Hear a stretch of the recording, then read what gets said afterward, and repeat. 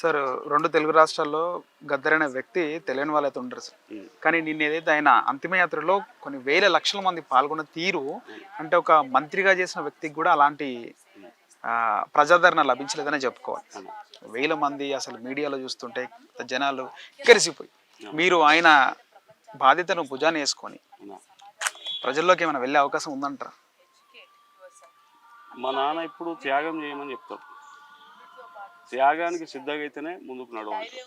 ఊరికి ప్రజల దగ్గరికి వెళ్ళిపోయి ఏదో చేస్తా అది ఇది అని అందరు లెక్క చేస్తే ఉంటుంది బిడ్డ. త్యాగానికి సిద్ధపడి ముందుకు నడవాలి అని అన్నారు. సో డెఫినెట్లీ ప్రజలు కోరుకున్నప్పుడు బాధ్యత అంటావా, నాన్న ఎన్నో చేశారండి. ఒక పాట లేకపోతే ఒక మాట ఒక డ్యాన్సో కాదు, ఒక 3000 గుడిసెలు ఇక్కడ వేయించండు. ఈ స్కూలు, ఈ నిర్మాణం, ఈ ట్రస్ట్ అంతా తనే చేసిండు. ఈ లోపల గుడిసెలన్నీ కూడా ఇక్కడ నుంచి అక్కడ వరకు భూదేవి నగర్ లోపల యాదమ్మ నగర్ దగ్గర కూడా తనే చేసిండు. అక్కడ పట్టాలు ఇప్పించిండు, అక్కడ ఒక బిల్డింగ్ కట్టించిండు, మ్యారేజెస్కి ఫంక్షనల్ కట్టించిండు, చదువుకోవడానికి కింద అక్కడ స్కూల్ కట్టించిండు. సో తను నివసిస్తున్న ఈ ప్రాంతంలో ఎంతో సేవ చేసిండు. ఈ స్కూల్ ఉంది, తర్వాత అక్కడ ట్రస్ట్ బిల్డింగ్ కట్టాడు మ్యారేజెస్ కోసం, తర్వాత కళాకారులకు ఇప్పుడు కలిసేవాడు, వాళ్ళ కష్టసుఖాల్లో పంచుకునేవాడు. సో మా శక్తి మేరకు మేము ఏమి చేయగలిగినాం అనేది మా అమ్మగారు, మా చెల్లి, మా బావగారు, మా మిస్సెస్, మేము అందరం కూర్చొని మా కుటుంబ సభ్యులు, తర్వాత నాన్నకు అత్యంత సన్నిహితులు ఎవరైతే ఉన్నారో వాళ్ళందరితో కూర్చొని ఏం చేయగలం మేము అనేది చర్చించుకొని ఒక్కొక్కరు ఒక్కొక్క బాధ్యతను తీసుకొని చేస్తాం. సార్ నిన్న గద్దర్ గారి అంతిమ సంస్కారాలకు ముందు కూడా ముఖ్యమంత్రి కేసీఆర్ గారు వచ్చినప్పుడు మీతో మాట్లాడడం జరిగింది, మీతో చెవులో కొన్ని కీలక విషయాలు కూడా చెప్పడం జరిగింది. ఇలాంటి స్పెక్యులేషన్స్ ఏం చేయకండి దయచేసి, మీరు దండం పెడతాము. వారు పెద్దవారు, గౌరవప్రదంగా వచ్చి తను నమస్తే అన్నాడు, మేము కూడా నమస్తే అని చెప్పాం. అంతకు మించి ఏమీ జరగలేదు. అలాంటి విషయాలు అలాంటి సమయంలో ఇప్పుడు కేసీఆర్ గారు చాలా ఒక ముఖ్యమంత్రి గారు ఆ సిచ్యువేషన్లో తను ఒక పరామర్శించడానికి వచ్చాడు కాబట్టి అంతవరకే. ఓకే, అలాంటి స్పెక్యులేషన్స్ ఏం చేయకండి. మనం ఏదో మాట్లాడేసేయాలి కాబట్టి చోలో చెప్పిండు, దట్స్ ఆల్. It's not. మనం ఒక జర్నలిస్ట్గా మనం ప్రశ్న అడుగుతున్నప్పుడు ఆ కండిషన్ బట్టే అడగాలి. దాంట్లో మీరు కరెక్షన్ రాజకీయంగా ఏమన్నా అదే చెప్తున్నానండి. నేను మీకు చెప్పింది ఏంది, మీరు జర్నలిజం ప్రిన్సిపల్స్ ఆఫ్ జర్నలిజంలో కండిషన్ని, సిచ్యువేషన్ని స్పెక్యులేట్ చేసి తప్పుదారి పట్టించొద్దు. నేను క్లారిటీగా చెప్తున్నాను. మీరు జర్నలిస్టు, నేనేం భయపడా. నేను అనేది ఏంటంటే వీ హ్యావ్ టు, మనం చాలా నేర్చుకోవాలి గద్దర్ దగ్గరికి వెళ్ళి. చాలా నేర్చుకోవాలి. ఏంటంటే అలాంటి సమయంలో మీరు ఎక్స్పెక్ట్ చేస్తారా అండి ఒక చీఫ్ మినిస్టరు అలాంటి మాట చెప్తారని? అంటే వార్తల్లో చెప్తున్నాను అదే ఖండిస్తారు లేదండి. ఆయన గౌరవప్రదంగా వచ్చి పరామర్శించారు. మా అమ్మగారికి మాకు నమస్కరించాము, మేము అంతవరకే. ఇంతవరకు ఈ క్వశ్చన్ వచ్చిండొచ్చు మీకు ముందు కూడా రాలేదు. మీరే ఫస్ట్ టైం. లేకపోతే మీరు క్వశ్చన్ వచ్చి ఉంటే నేను స్టేట్మెంట్ చెప్పేవాను కదా. మీరు అడిగిన ప్రశ్నకి నేను మాట్లాడేవాను. అవునా, మాట్లాడిన వార్తలు కూడా వచ్చాయి సార్ మీడియాలో. అందుకే అడిగాను. ఓకే సార్, ఒక్క విషయం చెప్తున్నానండి, ఏమనుకోవద్దు. నేనేమి భయపడను సార్, మాట్లాడడానికి నేనేం భయపడను. మీడియాలో వచ్చిందంటే మీడియా గురించి ఎవరికి ఏం తెలియదు చెప్పండి సార్. అయితే ఆ విషయాన్ని సార్ ఆ విషయం తర్వాత గద్దర్ గారికి ముఖ్యంగా రాజకీయ నాయకులు లేకుండా సినిమా ఇండస్ట్రీ నుంచి కూడా చాలా మంది ఆయన లైక్ చేస్తూ ఉంటారు. మీరు అంటే మీకు తెలిసి ఆయనతో అనుబంధంగా ఎవరెవరు ఉండారు సార్ ముఖ్యులు? ఏమండి, ఇప్పుడు తను కళాకారుడు, రోజు పాటలు రాయడం పాడడంతో పాటు ప్రాక్టికల్గా పార్టిసిపేట్ చేస్తాడు. సినిమా ఇండస్ట్రీలో అందరికీ చాలా పరిచయం, పాటగా, వ్యక్తిగతంగా కూడా. సో యూనిక్ కదా సార్ ఆయన, యూనిక్. సో అట్లా ఆర్ నారాయణమూర్తి గారు, తర్వాత పవన్ కళ్యాణ్ గారు, తర్వాత మోహన్ బాబు గారు, చాలామంది ఉన్నారండి. బ్రహ్మానందం గారు, అలీ గారు, చాలామంది ఉన్నారు. అంటే ఒక్కరి పేర్లు మేము ఒక 4 పేర్లు చెప్పేసి వీళ్ళే తెలుసు అని చెప్పలేం. Is connected through a song. అట్లా అందరు ఇష్టపడతారు. కాబట్టి ఒక్కటే ఒక ఫిలిం ఇండస్ట్రీయో ఒక పొలిటికల్ వింగో లేకపోతే ఒక ప్రజా ఆర్గనైజేషన్ ఒకరే అట్లా ఉండరు ఆయనతో, సార్ ఒకరే అట్లా ఉండరు. ఓకే. సో అంటే మీకు ఎక్కువగా ఎవరి గురించి చెప్పేవారు? మాకు సమయం ఉంటాయి కదండి, మాకు ఇస్తే ఎప్పుడైనా ఎప్పుడైనా ఉన్నప్పుడు సినిమా రంగం సంబంధించి, రాజకీయ రంగం సంబంధించి? ఆహా.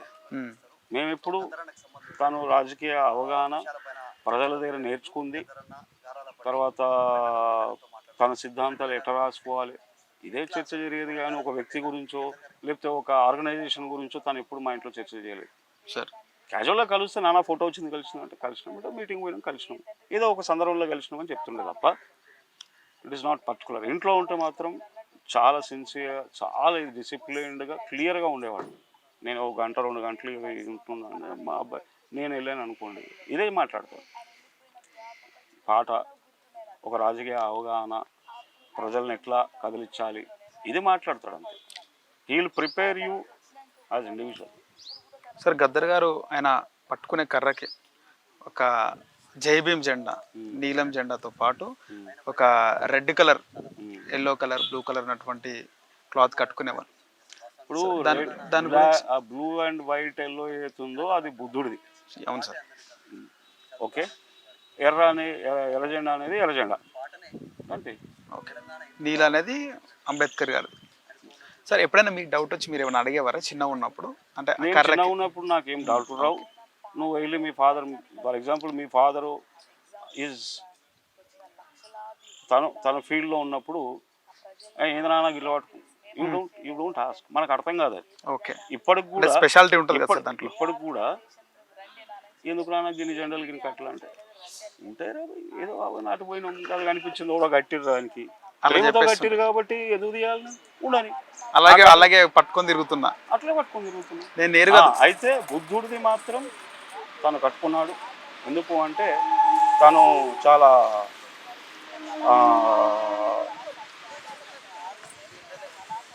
ఇష్టంగా కట్టుకున్నాడు.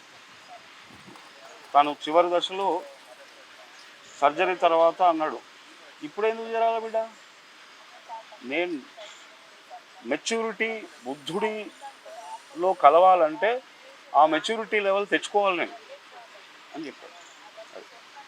సార్ ముఖ్యంగా ఆయనకి రాయలసీమలో కూడా ఆయన ఎన్నో పాటలు, అక్కడ పరిటాల రవి గారి ఫ్యామిలీతో సన్నిహితంగా మెలిగారు. పరిటాల రవి గారు చనిపోయినప్పుడు కూడా ఆయన అక్కడికి వెళ్ళి చాలా మాట్లాడడం జరిగింది. నేను అప్పుడు చిన్నగా ఉన్నా, బాగా గుర్తుంది, నేను చూసిన. సో అదేం చెప్తారా వాళ్ళ అనుబంధం కానీ, అక్కడికి వెళ్ళడం, ఎక్కడికి వెళ్ళి ఉద్యమం చేయడం కానీ ఇవన్నీ కూడా? పరిటాల రవణ ఫాదరు శ్రీరాములు గారు నాన్న కలిసి పనిచేశారు. ఓకే, శ్రీరాములు గారు ఆయన చంపేసిన తర్వాత వీళ్ళు రవణ వాళ్ళ బ్రదర్ ఇద్దరు కూడా చిన్నవాళ్ళు. ఓకే. సో అట్లా వాళ్ళ అప్పటి నుంచి ఆ ఉద్యమ స్ఫూర్తితో కంటిన్యూ అవుతూ వస్తూనే ఉంది. ఇప్పటికి కూడా అక్కతో, సునీత అక్కతో ఎప్పుడు నాన్న కలిసే అవకాశం ఉన్నప్పటికల్లా కలుస్తారు. నా అమ్మ చెప్పేది ఇదివరకు సునీతక్క పొద్దున వచ్చి వెళ్ళినప్పుడు కూడా, సునీతక్క పొద్దున వచ్చి అమ్మని కలిసి ఇక్కడికి సమాధి దగ్గరికి వచ్చి ఇక్కడ నివాళులు అర్పించి వెళ్ళారు. సో సునీతక్క ఎప్పుడన్నా టీవీలో ఇంటర్వ్యూ వచ్చినప్పుడు నాన్నకు చెప్పేదంట, నాన్న ఇంట్లో ఉంటే, ఓ రా సునీతమ్మ వచ్చింది, నువ్వు అడుగుతావు కదా సునీత వచ్చిందా సునీత. సో ఆయనకు ఆ ఆత్మతో కనెక్ట్ అవుతాడండి. ఏదో మనం ఓ పనికో లేకపోతే వ్యక్తిగత అవసరాలకో తను ఆత్మతో కనెక్ట్ అయిన బంధం శ్రీ పరిటాల ఫ్యామిలీతో. సార్ ఆ తర్వాత మీకు ఎప్పుడైనా చెప్పేవారా వాళ్ళ గురించి ఏమన్నా? ఎప్పుడైనా నేను ఎక్కువ రవణ గురించి, వాళ్ళ ఫాదర్ గురించి, శ్రీరామయ్య గారి గురించి ఓకే ఎప్పుడు చెప్పేవాడు. ఎందుకు అంటే ఆ ప్రేమ వేరే. వాళ్ళ శ్రీరాములు గారి కష్టము, ఆ పోరాట స్ఫూర్తి, అంత కష్టంలో కూడా అంత ప్రేమగా ఉండడం. అట్లాగే రవణ ఉన్నప్పుడు కూడా మేము రెగ్యులర్గా పోయేది, అక్క కలిసేది, అన్న కలిసేవాడు. ఆ ప్రేమ అనుబంధం వేరే అండి. అట్లా రోజు పోయి కూర్చునేది కాదు. అవును సార్. సంవత్సరంలో 2 సంవత్సరంలో 3 సంవత్సరంలో కలిసినప్పుడు మాత్రం ఒక కనెక్షన్ ఉంటుంది. అరే అనంతపురం అరే మన అక్క ఉందాడ. మనోళ్ళు. సో అక్కకు కూడా ఎట్లా, ఫ్యామిలీకి కూడా అన్న ఉన్నాడు కదా, బాగున్నాడు. మీరు మాట్లాడినట్టు గద్దర్ గారు ఎప్పుడు ఇలాగే మాట్లాడేవారా సార్ ఇంట్లో, ఏమైతుంది రా పోదాము ఉందాము అన్నట్టు, క్యాజువల్గా? ఆయన పోరాట స్ఫూర్తి చాలా చెప్పేవాడు. అండ్ నేను ఎప్పుడు తగ్గేవాడిని, ఎందుకు లేనా మనకు పంచాయతీ వాడిని, అటు ఇటు వాంతులు పంచాయతీ, లేకపోతే పొలిటికల్ అనుడు, ఇక్కడ పోడు, రాజకీయ వెళ్ళిపోవటంలో ఏముండదు బిడ్డ. అంటే నువ్వు అనుకున్న అసాధ్యం అనుకున్న దాన్ని ఎంత సునాయాసంగా నువ్వు గెలవగలుగుతావు అనేది నీలో ఒక ఇన్స్పిరేషన్ ఇచ్చేవాడు. ఆయన చాలా వరకు కూడా అంటే చుట్టుపక్కల ప్రాంతాల్లో అల్వాల్ కానీ మల్కాజ్గిరి లాలపెట్టి ప్రాంతంలో చుట్టుపక్కల కానీ ఎక్కడా కూడా ఎవరైనా ఆహ్వాన పత్రికలు, పెళ్లి ఆహ్వాన పత్రికలు పిలిచినప్పుడు ప్రతి ఒక్కళ్ళు కూడా హాజరయ్యేవారంట కదా సార్. నేను కూడా దాదాపు ఒక 15-20 సార్లు మా మ్యారేజ్లలో చూస్తున్నాను గద్దర్ కానీ కలిసిన ఫోటోలు దిగిన ప్రతి దాంట్లో కూడా పాల్గొనేవారు. నేనేంది పోయేది అనకుండా అనుకోకుండా దాని గురించి ఏమని చెప్పేవారా, మన పద్ధతిలో మన వాళ్ళు అన్నప్పుడు పార్టిసిపేట్ చేయాలరా అన్నట్టు మీతో? అన్ని చిన్న చిన్నవి అండి. ఇప్పుడు మీరు ఆయన ప్రజలతో బతకాలనుకున్నాడు, అవునా, అట్లనే బతికిండు. దాంట్లో ఒక ఇన్విటేషన్ వస్తేనే ఎందుకు అవన్నీ చర్చనే ఉండదు మా ఇంట్లో. మా నాన్నగారు మా అమ్మగారు క్లియర్గా, మేము వయసుకు ఎదిగే కొద్దీ మాకు చిన్నప్పటి నుంచి మేము ఒక దశ వచ్చిన తర్వాత అప్పుడే చెప్పారు, ఏమని, మేము ప్రజల కోసం పనిచేస్తాం. అదే రోజు చెప్పేవాడు, నేను ప్రజల మనిషిని, ప్రజల కోసమే ఉంటాను, ప్రజల కోసమే చచ్చిపోతాను అని చెప్పి. దాంట్లో ఇవన్నీ పెట్టెడ్ థింగ్స్ మీరు అడిగితే మేము ఏం చెప్పగలుగుతాం? Have some little bit more higher journalism questions ఏమైనా అడిగితే బాగుంటుంది. నేను నేరుగా చూసిన ఎక్స్పీరియన్స్ అడిగాను సార్. అదే చెప్తున్నాను సార్, నేను అనేది ఎందుకంటే ఇవన్నీ కూడా మీరు దాంట్లో ఎప్పుడైనా కానీ గదర్ గారి ఇంటర్వ్యూస్ చూడండి, ప్రజల కోసమే అని చెప్పిండు. సో ప్రజల కోసం అన్నప్పుడు ప్రతి దాంట్లో కూడా పార్టిసిపేట్ చేస్తారు, అవునా? సో ఇలాంటి you make your self more higher. Sir అయితే ఫైనల్గా మనకి గద్దర్ గారు చనిపోయిన తర్వాత నగరంలో ముఖ్యంగా ఆయన స్మృతివనం ఏర్పాటు చేయాలని చెప్పి ఆయన అభిమానులు చాలా మంది కోరుకున్న మాట నిన్న సోషల్ మీడియాలో కూడా వార్త చక్కర కొట్టింది. ఓకే, సో ఒకటండి, నేను ఒకటి చెప్పగలుగుతాను, ప్రజలకు నాన్న ఒక స్ఫూర్తిగా నిలబడ్డాడు. అంటే మీరందరికి కూడా, ప్రజలందరికీ కూడా చెప్పదలుచుకుంది ఏంటంటే, తాను ఎట్లయితే మీతో కలిసి బతికి ప్రతి పోరాటంలో మిమ్మల్ని గెలిపించిండో ప్రజల్ని, అట్లా ప్రజలు ఏం కోరుకుంటారో అది మీరు కొట్లాడి సాధించుకోవాల్సిందే తప్ప ఊరికే 4 రోజులు మాట్లాడి దాని సైడ్ లైన్ చేసేసి ఎలక్షన్స్ వస్తాయి, సైలెంట్ అయిపోవడం, పండుగలు వస్తాయి పోతాయి, మనం మన పనులు మనకు ఉంటాయి. గద్దర్ ఎప్పుడు ప్రజలతోనే ఉన్నాడు. సో మీరు గద్దర్ గురించి ఏం కోరుకుంటుర్రో కొట్లాడి సాధించుకోవాల్సిందే తప్ప, అదే చెప్తాడు నాకు అదే చెప్పిండు, నీకు ఏదిగా ఉన్నా సునాయాసంగా ఏది రాదు వీడ, నువ్వు ప్రభుత్వంతో కొట్లాడి సాధించుకోవాలి. అది ఏ రూపంలో మీరు సాధించుకుంటారు అనేది అది ప్రజలకే. అది మీ మనిషి, తండ్రిగా నాకు జన్మని ఇచ్చిండు అంతే, కానీ మీతోనే ఉన్నాడు అయిపోయే వరకు కూడా దాన్ని కొట్లాడి అది తను చూపించిండు కదా. 6 బుల్లెట్లు తీసుకున్న మనిషి 20 ఏళ్ళు మీతోనే బతికిండు. ఈరోజు ఆయన మీతో కలిసే ఉన్నాడు, మీ ఆత్మతో. లేకపోతే అన్ని లక్షల కోట్ల మంది ప్రజలు ఫోటోలు పట్టుకొని చూపిస్తే ప్రతి వాళ్ళతో ఫోటో ఉంది, ఏదో మార్ఫింగో లేకపోతే అది పక్క సార్, ఏదో మేము 2 ఫోటోలు పెట్టుకొని చేసింది కాదు.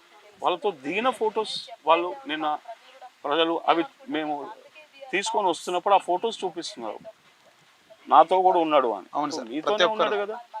మీరు నాన్న గురించి ఏం కావాలి అనేది అది మీరు కొట్లాడి సాధించుకోవాల్సిందే తప్ప వేరే మార్గం లేదు.